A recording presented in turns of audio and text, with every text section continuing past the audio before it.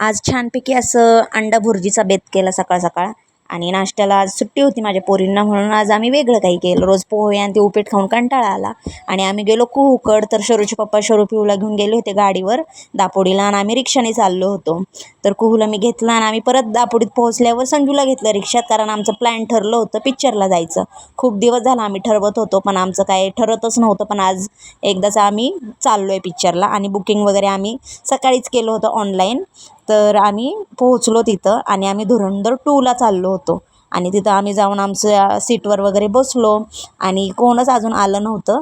आणि आम्ही खाऊ वगैरे सगळं घरून घेऊन गेलो होतो. मला एकदा पिक्चरला बसलं की परत उठायचं नाही अजिबात.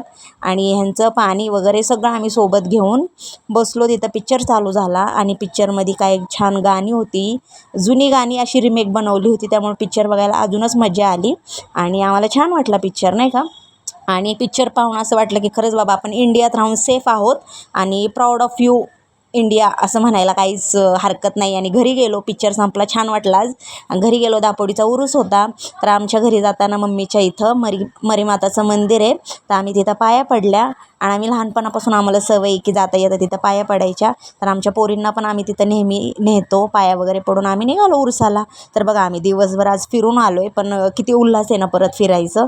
तर आम्ही गेलो, आता जयंती पण जवळ येते, तर आम्ही साड्या वगैरे काय घेतल्यात, मग त्याच्यावरच्या मॅचिंग बांगड्या आणि खूप सारे असे उरसामध्ये ना फुलदाण्या वगैरे बसले होते.